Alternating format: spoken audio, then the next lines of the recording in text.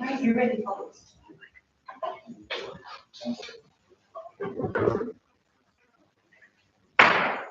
Good evening. I'd like to call this meeting of the Gordon County Council to order. First order of business is the pledge of allegiance. So please rise for that.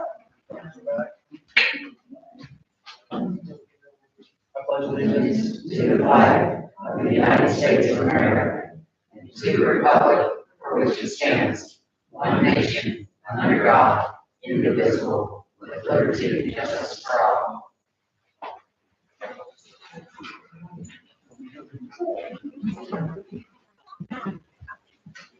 Next up, approving the minutes from the previous meeting. Any questions from anyone or concerns there? I don't have any concerns. I make a motion to approve. Thank you, Arvin. Is there a second? I'll second. Thank you. All in favor? Aye. Opposed? Approving claims and signing bills. Sandra got those out to us. Any concerns there from anyone? I didn't see anything outstanding. I can make a motion to approve the claims as written. Thank you, Heather. Is there a second on that? Thank you. All in favor? Aye. Opposed? Planning, zoning, nothing tonight. Time over to Sheree for manager's report.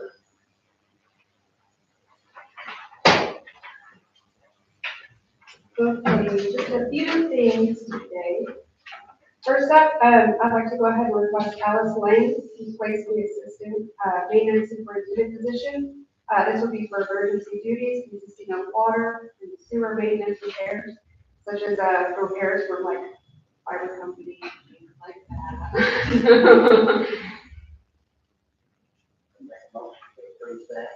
I'd second that. All in favor of Alice in that position? Aye. Aye. Opposed? Next one, somewhere in your packet here, it's gonna look like this. The top says Dukes. So I got 30 quotes to add a snowplow to the truck and then a de-icing spreader. So these attachments were not included with the street department truck when it was purchased last year. The first one is the Dukes one, and that one amount is $28,999 and 89 cents.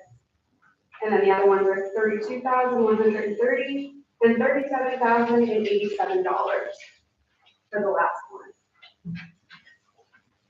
I make a motion to accept the lowest bid, which would be Dukes, and it's $28,988.89. Any questions from anyone or is there a second on that? I'll second. Thank you. All in favor of moving forward to Duke's purchase? Aye. Opposed? Next one, do your little packet. It's gonna be a map of Farquhar and Elliott. And it's got, red check marks and highlighted on there. So I did scope it out. So both sides of the road have driveways. More cars are parking on the north side along most of the driveways. We're just trying to get more direction for Chris and myself on how we should put the no parking. People are parking more on the north side, so the upper where the blue highlight is. But the south side, when I went and drove it multiple times, there's a curve that goes around Elliott onto North Mulberry. And if people are parking only allowed to park on the south side, they're blocking where you can go into North Mulberry or North Mulberry's coming out of Elliott. So either we should put maybe a stop sign there if we want to do south side parking, or just do the north side parking. I think the no parking should be the south side of the road instead of the north side, because if you are looking at the map, house 228, 226 does not have driveways. They have to park on the street. There are not driveways on those corner houses. Yeah. And then 206. Yeah, that one. Usually parks on the street. Yeah. 202 has parks in the rear, or they actually park on Farquhar. I think that car that's in the picture is theirs.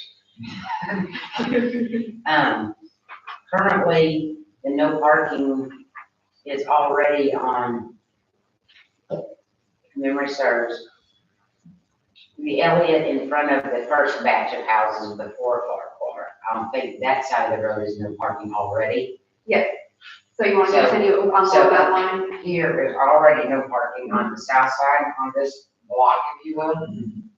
I think we continue it to this block, and it's no parking this full length on the south side, and then leave the parking on the north side. That's just So my opinion. it's consistent, and it's just extending it out. Yeah, so then you're only no parking that isn't already no parking Yeah, in front of here, which all of those homes have driveways where it won't affect anybody's ability to park. And really, when people's park on the north side, as long as no one's on the south side parking, doing whatever, it's not that great of a deal. It actually makes people slow down just a little bit to make the corner. That's my 2 cents. we consider maybe adding a stop sign on Farquhar Elliott right there. When you come in on Elliott and you're coming off of Farquhar, there's a stop sign on Farquhar, but not on Elliott. So are you thinking Making it a Like four-way. a four-way stop, yeah. at Farquhar and Elliott? Not sure if you'd be open to that No, I'd be more open to a stop sign at North Mulberry in Elliott. than Elliott than I would there, just because there's not that much traffic north to Yeah. south on Farquhar. That getting in and out is not bad, it's the corner that's the killer, because I just watched 3 people back up just a few minutes ago, because they took up and meet in the corner. I mean, it's just a horrible corner. School stops far enough. Yeah, Hey, the children, right at the intersection. folks on both sides of the street. I mean, I for sure would entertain a stop sign at North Mulberry. Right On here. either corner. Yes, I mean, that would make some sense to me, Okay. because they come flying, I mean, you're in my neighborhood, they come flying around the corner, like. They do come pretty fast. What makes sense is to change it to one way. I think that would be lovely too, but I couldn't figure out which way I wanted to drive home. I agree, because I'm not sure, because the school bus traffic is the one that makes the difference, because they go one way of a morning and the other direction of a night to make their routes. The one way would really maybe Better. that would, I mean, that might be next step or something like Talk to that. the transportation guy that's out there in school and he'll tell you then better. That definitely would slow things down for sure, but yeah, if we can slow people at that corner, because that's, Yeah, it's a bad spot, but it's by design, I mean, it's been there 100 years as a bad spot. okay. I'll get this done, yeah, and we'll do that. But at least we ought to do the no parking, and I don't think that would be an issue on the south side for that block.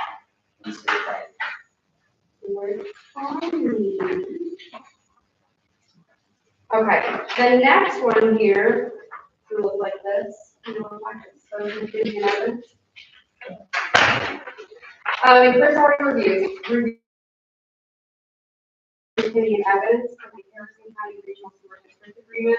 I'm just looking to ask for approval for this letter, so we can proceed with developing that new regional sewer district agreement.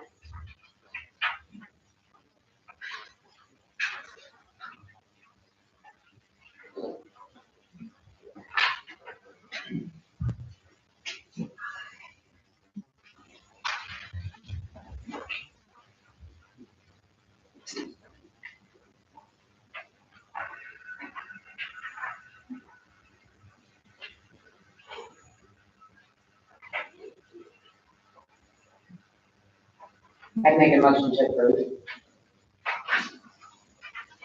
Second. All in favor? Aye. Opposed? Thank you. Last but not least for me, there's a photo here, it's for Lemon Street. So we received a call about 4:15 and 4:31 Lemon Street, and then attached to the photos I took, just a couple of hours ago, but I'd just like to have approval to have, Mr. Burns in the letter advising on the clean up the properties. And it just goes to the public health hazard.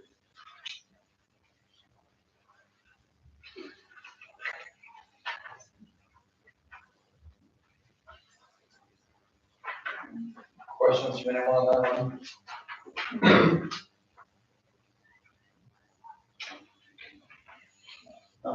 Take a motion motion to send a letter. For a second on that? Thank you, Wayne. All in favor? Aye. Opposed? Thank you. That's all from me. Do you guys have any more questions? If you want to, I can go ahead and go through that. So for the bicentennial park endowment, I have 3 umbrellas, or 2 actually, that need replaced right now. These ones are frayed and they're stapled. They also have teeth up holes.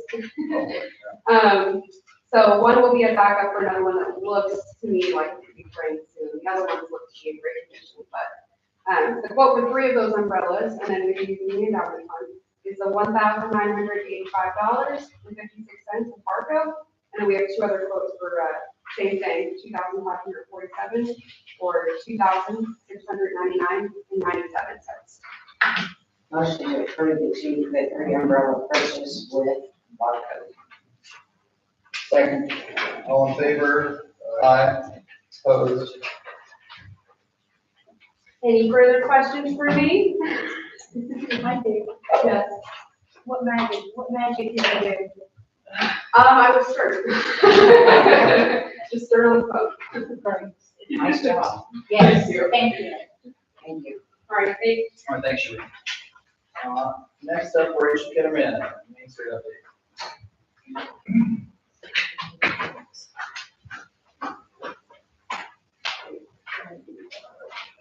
Okay, good evening.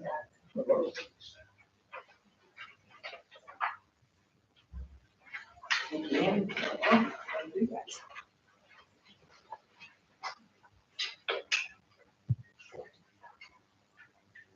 So, I have a little bit more than what I sent you guys, so bear with me on that. But let's start off with, our Main Street events that are coming up. Bluegrass on the Square is the next big event, and that is this Friday. So hopefully you guys will come out and join us for that. Harlan, I'll save you a seat if you want to sit with me. We had asked last month to close Beaver. We've decided not to do that, so an adjustment to that is we're just gonna block 3 parking spots. If you're on Beaver, where it lines up with the sidewalk that goes straight through the square, we're just gonna use those 3 spots for a couple of little things, and also for some unloading equipment and whatnot. So just wanted to update you on that adjustment, but thank you for approving that we could close the street if we needed to do so. Did you get with Kenny to get sawhorses or whatever you need to block it? I have not yet, he's on my list for tomorrow. Already on it, you already know. Yeah, he was prepared to have the sawhorses to block the street, I just haven't updated him on the change. Yeah. The next big event, which is not solely a Main Street event, is the Popcorn Festival. So what I had submitted to you guys is a request that I need to complete paperwork for NDOT. We have submitted the request to close Chestnut Street from Maple to Capitol, but we need from the town the signed permission for the event letter, as well as a hold harmless form. Those were attached to the email that I sent this afternoon, but I also have copies of those as well. Did you happen to see those? I was gonna say, I have the original thing, it's printed out for you. Yeah. So that is, I need to request those from you all this evening on behalf of Ministry for the Popcorn Festival. And I think it's only Paul that signs. Motion And to, that's from Maple to Capitol. motion to allow Paul to sign that at the end of the meeting. Second. All in favor? Aye. Opposed? This is the addition, so I just left the popcorn committee meeting before coming down here. This is not my role with the Popcorn Festival, and this has nothing to do with Main Street Gordon. However, I was nominated a few moments ago to make a couple of additional requests. So in addition to the closure of Capitol, which that will only be from 5 a.m. Saturday morning until 11 p.m. Saturday night. The request is to do as has happened in previous years with Walnut Street, Beaver, Elm, and Mulberry, to have those closed from some Thursday evening, and then all of them from Friday noon until Saturday evening. The one that would be closed, or what would be closed on Thursday evening would be Walnut and Beaver and Elm. So that is a request on behalf of the Popcorn Festival Committee. Yeah, it's and not not the Main streets in Street. this town. I know, and I would have had a map if I'd known about this more than, like 30 minutes ago. Which one's that? Basically, where the stage is. Yeah, right? yeah. So where the stage is and we're all basically around. Correct. So you said Mulberry. Mulberry will be on Saturday for car show. Which is where Zimmerman's and, From Zimmerman's up to. yeah, and that's what, Up to Walnut. So the only question I have about that, with everything closed all at the same time, is do we run it through, the police or ambulance? Because I thought Yes. Mulberry was their go-to street is to go through when all that was closed. so, yes, usually so, except, so last year we did this as well. So, Maple will be the cut around for both accessing, like coming in from 62, and then, any other traffic that needs to route around there. We will also have an ambulance station at the corner of Walnut and Mulberry. I'm good with it then. So, motion to approve the request of closing the town down? All the streets? Is there a second? All in favor? Opposed? One more request, again, on behalf of the Popcorn Festival and not on behalf of Main Street Corden. They would like to, and this, so, again, I just found out about this. So they would like to request that brackets be installed on the electric poles on the east side of Capitol Avenue from the North Bridge to Walnut Street. This is approved by Duke, provided that the town also approves this. The brackets would be used to install American flags in honor of the 250th. I had a question about that today, so now I see where it came from. Okay, my understanding, it is basically, the pipe ratchet straps, you know, the ones that are metal and you screw a screw and it tightens up as you go, whatever those are called. Bang clamps. Span clamps. To be used to put an American flag, a nice quality American flag in it for the festival and the 250th birthday is part of it to decorate for. The question was asked was, did we have a lift truck to do that? And I replied, not knowing whether or not, well, for sure we had a lift truck, was that we normally use Burger King for said high up hanging things. I am not making that request. So that was my reply on the question, so now they're asking that we do this. Yeah, we would only be able to call Virgil. So that would be the only He's choice. the one that's got the cherry picker. So I would suggest we table that request until we have the opportunity to see if Virgil would be available to do that for us. And at the same time, he can fly in bracket and clamp on without flag. How many are there? Do you know? I'm gonna say it's Sir, I there. have no idea how many there are. I think it's right. There's just apples out of my head, maybe I might have heard that. From North Bridge down to. To Walnut, east side. I'll second that motion. Also, something to keep in mind, those flags will have to come back down at some point. And it's who is going to be contacting him. We'll figure that out. Okay. All in favor of tabling that so we can talk to Virgil and get that clarified, or you make sure he's available to do that? Aye. Opposed? Thank you on behalf of the Popcorn Committee. Now, I will reassume my role That as makes it. Main Street. I didn't want to split the popcorn stuff up into two separate conversations, so back to Main Street business. So we have welcomed 2 new businesses to downtown Gordon, Limestone Title and Associates in Counseling and Psychotherapy. They have their ribbon cuttings in May. Our next ribbon cutting is coming up this Friday, and that is with Angel's Agape. And that would be at noon, and they're located over on Chestnut Street.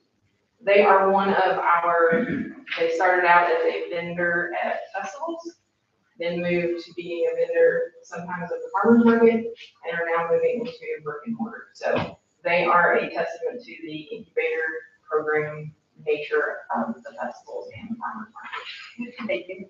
They sell tallow-based products. Lotion. Yeah, they have cleaning products and, yeah, just kind of a little bit of a variety. And then, in case anyone missed it, Williams Bakery opened on Friday. They have chosen to be closed on Mondays and Tuesdays for the time being to deal with the demand from all of our wonderful Harrison County residents. So I was gonna say, I heard they were sold out of donuts before 7:30. They were sold out quick. So, Very good. their ribbon cutting is forthcoming. We're just doing a little bit of a soft opening, and then we'll launch into their ribbon cutting probably in the next month or so. And then we have some other business updates coming as well, but I will save those for next time. And that's the second location for Williams, right? Yes, it is, yes.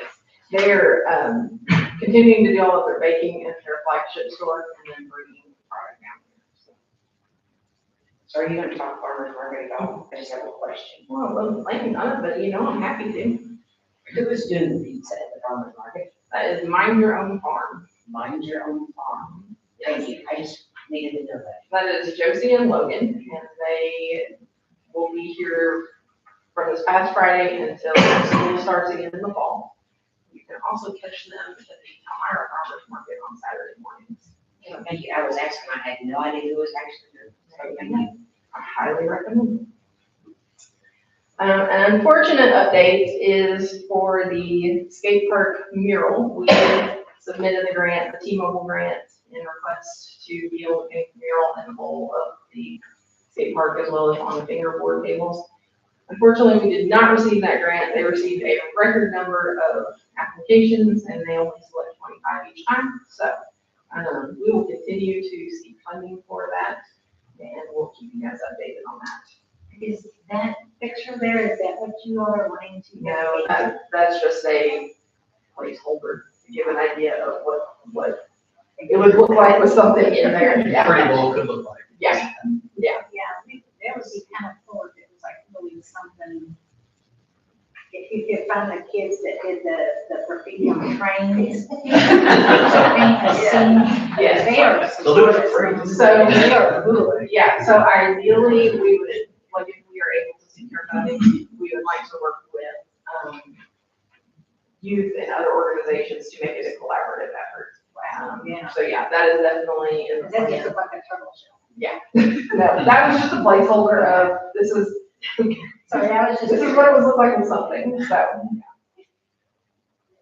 And then we had our Oprah visits, so on May 11th, we had Fred and Tayton come down and visit us. They are the executive director is Fred, and Tayton is the Southeast area community liaison.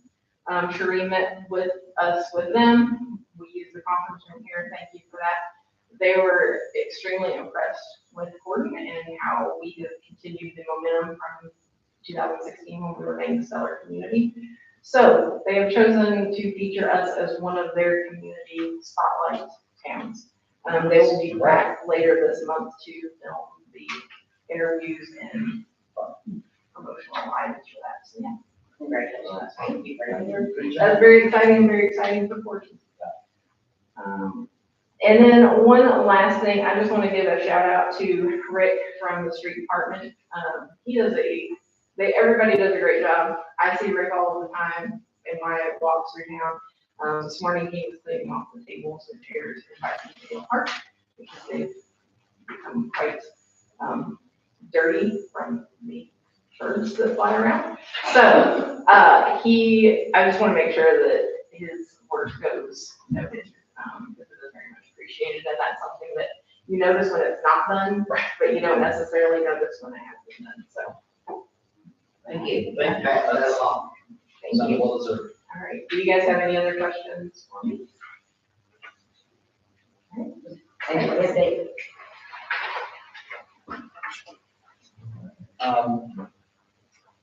So the little time for public comment here. We've got a couple people signed up for that. Virginia Anderson, like to step up. Please don't- Yeah, start. Well, we're, you got it, Come Virginia. up first on the list, if you come up to the podium here, so. Well, all right. I'm here because discussion of some new ordinances. And I was asking that I'd hear a little talk about that before I actually gave this little talk that I wrote. But, I guess if you know what I'm talking about, I would assume that there has been we've heard about it, so we assume that it is in process. And so I wrote this little 2-minute speech here, and I wanted to say thank you for the opportunity to do this. I'm one of the many who regularly avail myself of the wonderful town square here to exercise my First Amendment rights, and that's why I wanted to come tonight. And I'm concerned, about the possibility.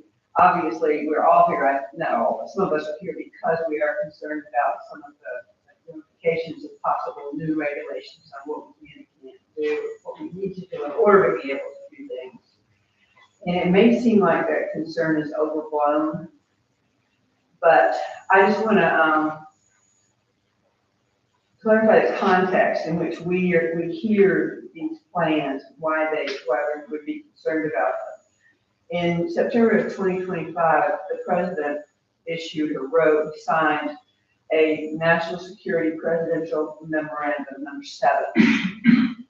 And the purpose of this, it was not widely publicized. You kind of had to read the right thing to even know that it happened. It asserted the need to protect Americans from groups that wanted to incite violence and therefore should be labeled domestic terrorists. You may have heard something about some of this kind of rhetoric. These groups should be, according to this memorandum, rooted out and prosecuted to the full extent of the law. Their defining characteristics, and this is according to the document, to this memorandum, which is the president's official, this is number 7, in case you would ever want to have a look at it, you can find it easier by searching for it. The defining characteristics of people who would incite violence and should be labeled domestic terrorists are their views, and I'm quoting here, they express views such as anti-Americanism, anti-capitalism, anti-Christianity, extremism on migration, race, and gender, and hostility toward those who hold traditional American views on family, religion, and morality. And as you can imagine, the definitions of these charges are important. They need to cover a lot of territory. And when I hold a sign on the Corridor Square, criticizing events in my country, challenging corporate power, defending Muslim citizens and immigrants, or supporting my gay neighbors and their non-traditional families, am I going to be included in this group, or would I ever be included in this group whose goal is to incite violence and which needs to be rooted out? That this is not an imaginary threat is supported by the attack on James Comey, who for a post that simply expressed opposition to Mr. Trump, was accused of inciting violence and prosecuted for a federal crime. I don't for one second, and especially after listening to you guys talk about the things you're doing for the town and how much good you're all doing, think for anybody in this group would hold views of any of us that we would fit into that category of possible domestic terrorists. I know you don't think that of us. But at the same time, knowing what we see in our news feeds tells us that the views in National Security Presidential Memorandum 7 can be used to disrupt lives. And we can't help feeling an urgent need to defend our First Amendment rights before they're compromised, even if that is done accidentally or inadvertently.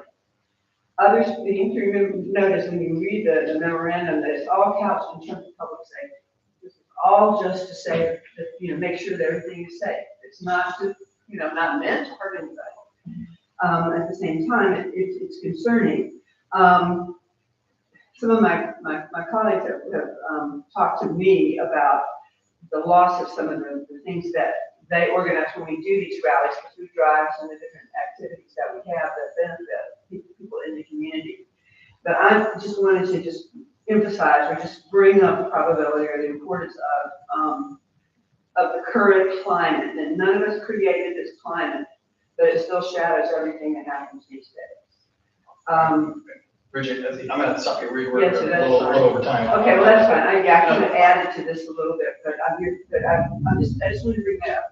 Okay, I think, we'll see, we're certainly not coordinating with I know. the White House on here, so whatever, whatever. I know, I'm aware of this. We're not, that's, Thank you. completely disconnected from whatever's happening here.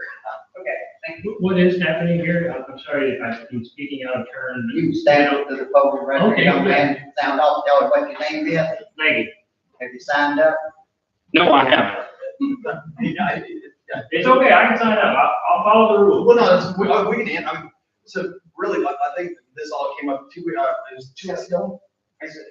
Yeah, okay. Go ahead. So, You're right. I know Virginia just, spoke to some current concerns that we have, but I would like to hear from you guys, what is it exactly that we are addressing?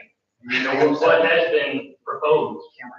Oh, my name is Cameron Howard. So basically what we've been looking at is when we have activities in town, either in one of the parks or Mead Street closures or whatnot, whatever type of activities any organization or groups want to have, we don't have any clear guidelines that directs people on, what is the process? What do you need to do? Who do you need to talk to? What approvals do you need to have any those type of activities? So we've been talking about structuring something to give everyone guidance and at least to give an idea and direction on, how to go about something like that. It really it isn't intended to address rallies or food drives, especially those type of things on the square, because the square is state property. That has nothing to do with the town court. So we're more so looking at when people want to use Bicentennial Park for events or festivals or Rice Island or the skate park or one certain street closures like, we're doing for the popcorn festival. What is the process and what is the expectations to give people direction on, what needs to take place? We really don't have it. We've done it for years, but it's really not written down to give guidance to anyone. That's what this is all about. So absolutely not gonna address or have anything really to do with doing food drives. We're all for that. We absolutely, and freedom of speech has nothing to do with it. The main thing is to keep people safe, give people guidance on, what is necessary to bring before the town if you want approval. So when you come, you have all the information that you need, so you're not back and forth, 6 different meetings, especially when we only meet twice a month to try to hit the agenda, just to give direction and structure to.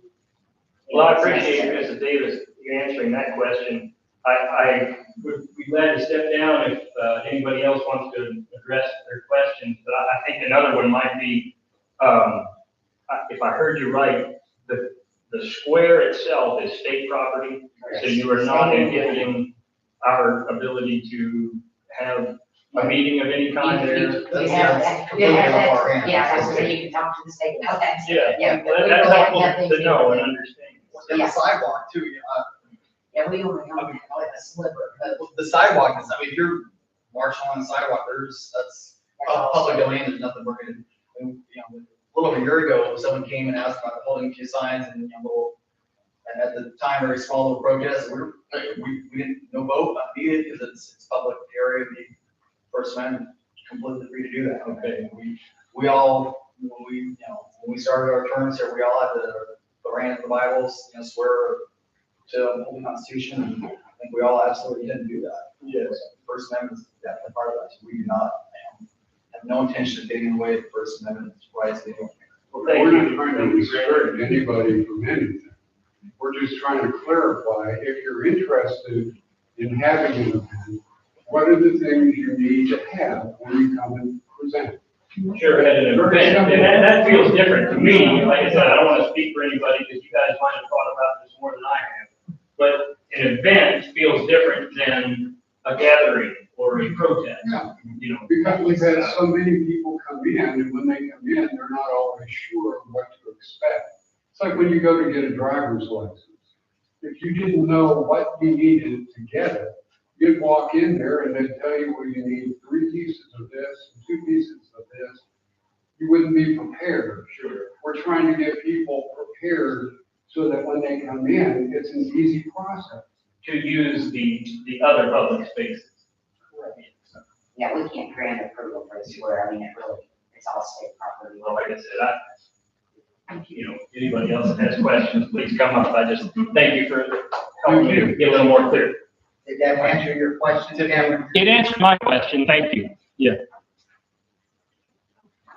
Tiffany Garcia, other person signed up here, so.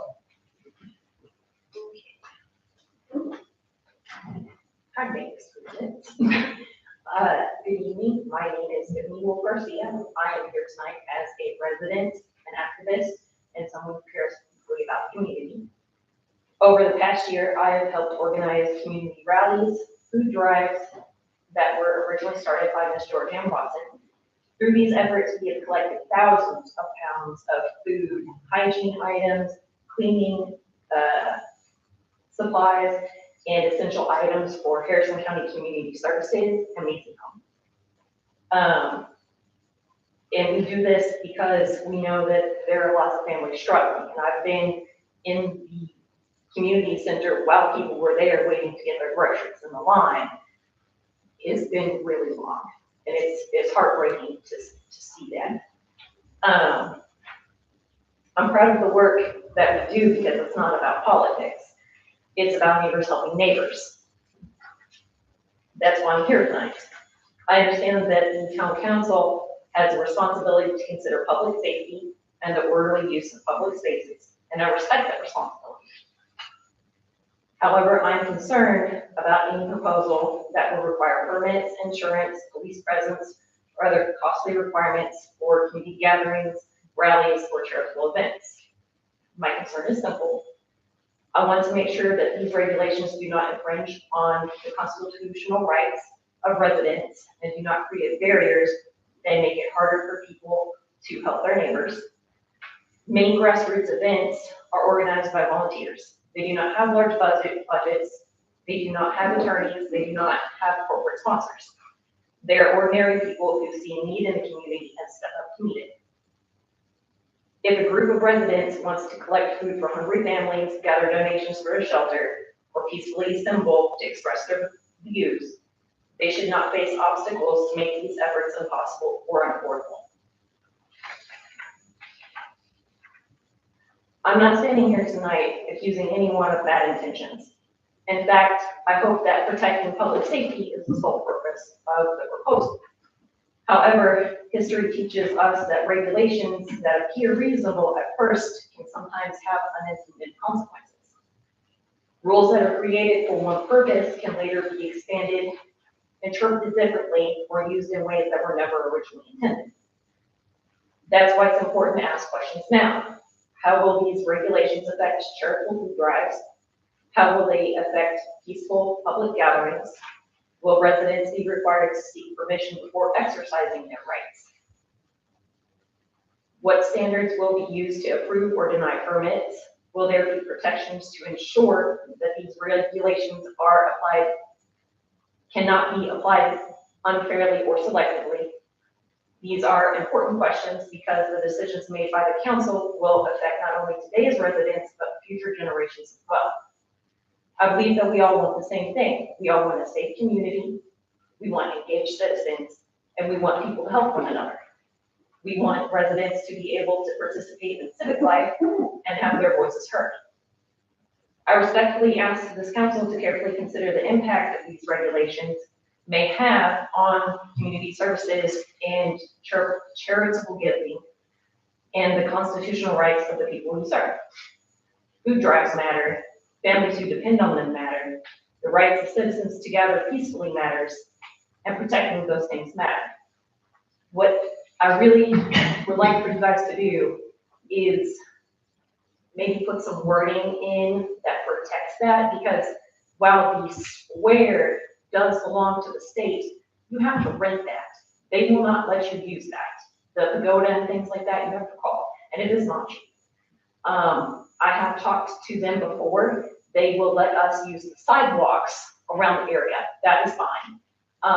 But then I believe that is kind of where the city comes in, because I think you guys are responsible for the upkeep and things like that. And, you know, for the most part, when we have the rallies, we always make sure that we gathered all the trash, we make sure that everything's put back if anything was moved or what have you. But I just want to make sure that our rights are protected and that we don't have to jump through curbs. So if you could give us some guarantees, or maybe put some wording into the proposals, or however you write the contract, that it will not come back to bite the community in the butt. Heather, That's wouldn't not it be the excellent intention. for her Oh, to serve on the Definitely committee? not the intention whatsoever. I mean, Where did you get this from? we can't, I read your dossier. we can't regulate the square, we can't work, that is not the intention. This is more so for the parks and what, Correct. so, Heather, let me ask you something. Wouldn't she be an excellent candidate to be on the committee that you're putting together? So you could then have a say in what was being done. right, like I said, it just has absolutely nothing to do with. Right, and I Or the talked surrounding to, property. I talked to some people that reached out, even talked to Rachel. And I understand that it is just to help the community and try to get, you know, things regulated. I get it. I own a business. I own a farm. I get that. I just want to make sure that we are not going to have a problem in the future. Because we're doing We so can't much. assure you won't have a problem in the future because it's the state's property, not ours. That That's sidewalk though, That counts, that falls under state on, there's like, it's a sliver that they start putting onto the town, but most generally all that is state property. So, But you would be addressing what happens in Bicentennial Park. for example. absolutely. If someone wanted to have a rally that involves Bicentennial. Yes, then they, I mean, it has a rental program, just all parks has a rental agreement online, and then that would also define more what the expectations are and, you know, do's and don'ts, no fireworks, no this, whatever. That's all that this is gonna develop. But yes, if somebody was going to use Bicentennial Park, you would rent it, then you'd come before the group if it was something that you needed as additional help with or questions and, you know, ask approval. So that's no different than it is today.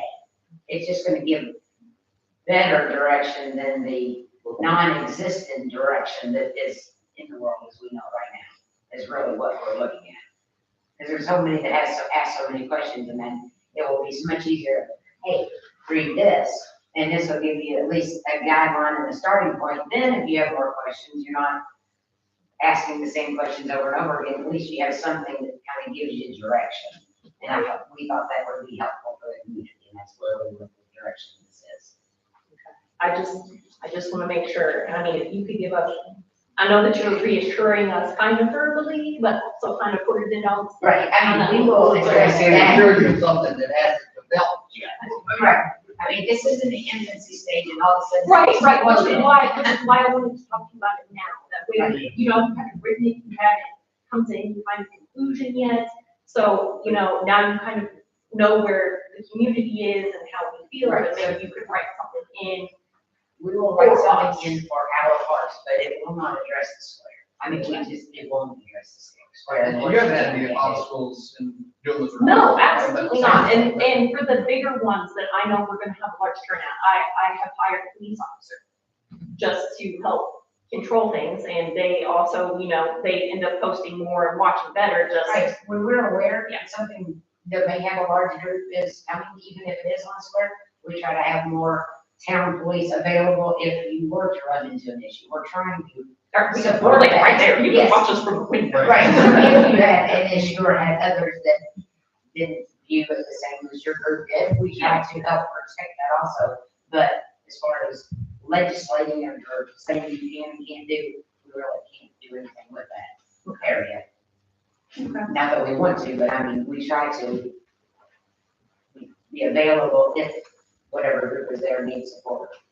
So again, are you willing to serve on a committee? Sure. Okay, excellent. That qualifies. All right,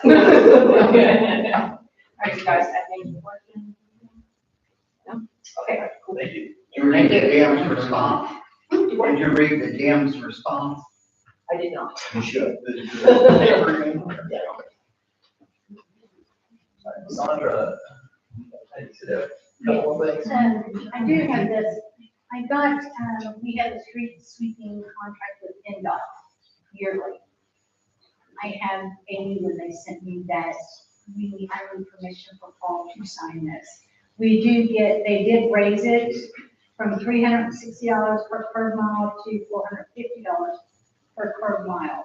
So once a year, we will be receiving $1,800 from NDOT for Kenny to do curb sweeping of 4 miles. 62, or 62, 337. 337 and 62, yes.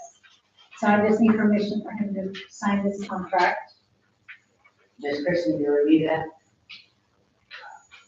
It's the same thing as. Just take it or leave it, I'm sure. Yeah, it cannot be changed unless there's written permission from NDOT. Motion to approve the Paul to sign outside the meeting, or at the end of the meeting. Thank you, Kevin. Second, all right, thank you. All in favor? Aye. Opposed? Then I just have a letter from Jill Segesser that she is going to be sending to the foundation for a partial reimbursement from the GM Development in the amount, I believe, $159,891. And Paul, I just need permission for him to be able to sign the letter so I can get this over to Jill for to send over. And then I have the normal stuff to sign in bonds for everybody to sign. Last but not least, motion to follow second piece of correspondence. Second. Thank you. All in favor? Aye. Opposed? And that's it. That's it. All right. Anything under old business from anyone we want to bring up? Electrical lift guy. Electrical lift, Virgil Kittner, yes ma'am, Yes. I'll get with them. thank you. Oh, okay. Nothing else, I'll entertain a motion to adjourn. Don't move. So seconded. All in favor? Aye. Thanks, You everybody. need me to have you sign it?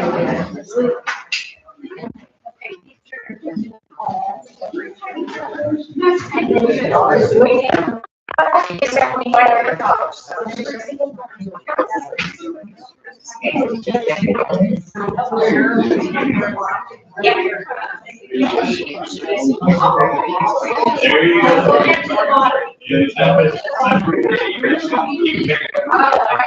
Yes.